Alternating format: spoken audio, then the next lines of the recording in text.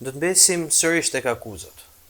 Për 2 herësh dështon mbledhja e Këshillit Bashkiak në Shkodër për disa vendime në fakt që lidhen me sezonin turistik. Një nga ato pika është edhe plazhi i Velipojës, ndarja e hapësirës publike. Madje ka arritur deri aty që ka akuza nga kreu i PSD-s për lidhje familjare, aferë familjare, duke arritur deri aty sa përmend edhe familjen tuaj, bashkëshorten tuaj. Si shëndrojnë këto?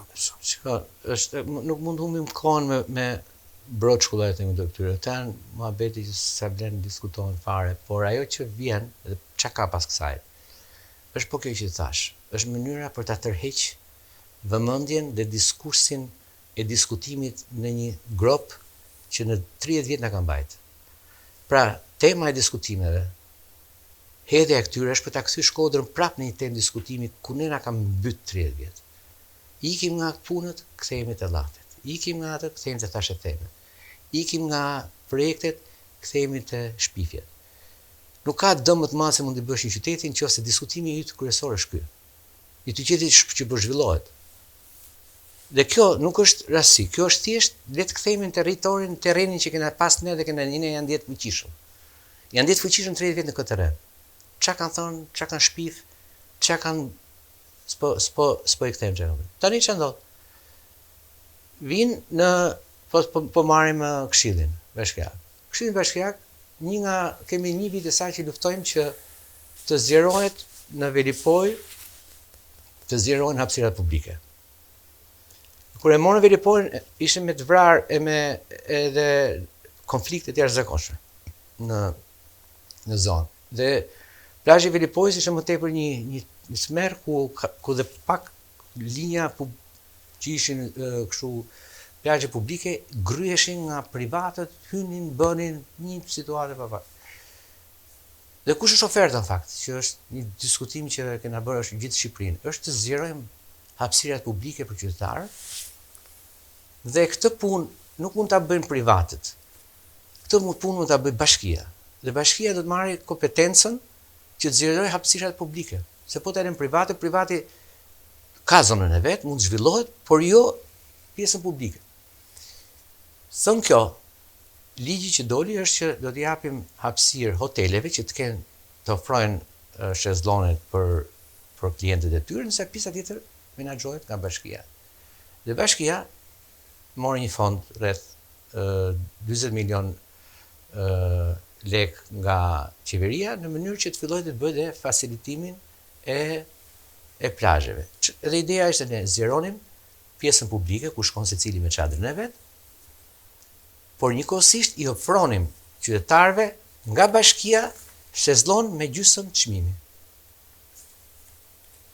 Për mua është një projekt i mrekullueshëm për t'i ofruar atë që ka kërkuar jashtëzakonisht, e kanë kërkuar gjithkohën. Ne duam hapësira publike për banorët e Shkodrës, qytetarët, turistët dhe një ofertë shumë konkurruese me privatin.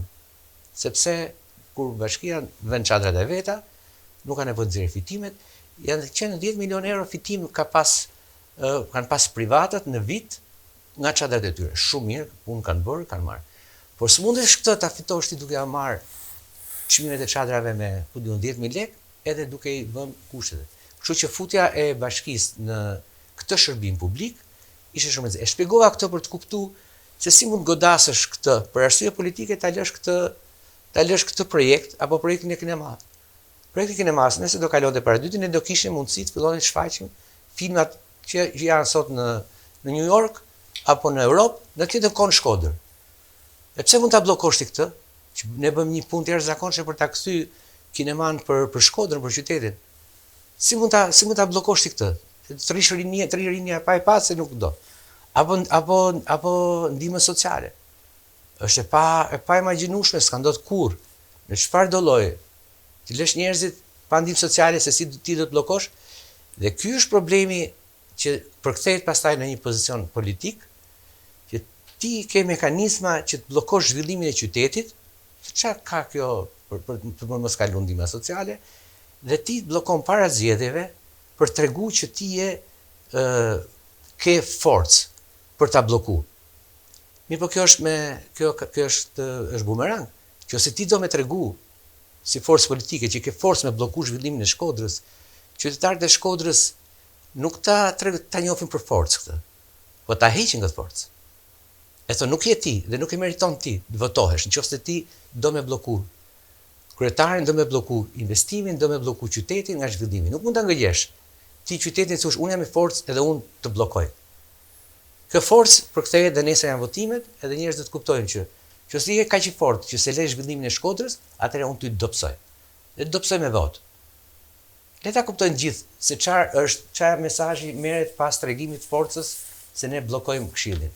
Ato janë projektet më të mira dhe edhe një projekt tjetër që ishte emergjencave civile, nga jep qeveria lek për emergjenca civile që ti kemi për çdo rast, bllokohet kalimi i tyre.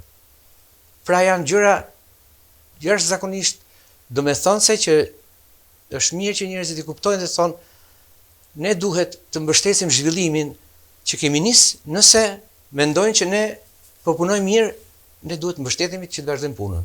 Dhe mos kemi të tjerë që na pengojnë me na kushtëzu s'të lë të bësh këtë, s'të lë të bësh këtë, s'të lë të bësh këtë. Unë besoj se është një lexim shumë i qartë i veprimeve të Këshillit, dhe unë mendoj se do ketë një përgjigje të mençur të qytetit për këtë rezistencë dhe këtë bllokim që na bëjnë ata që kanë mbet akoma mbrapa.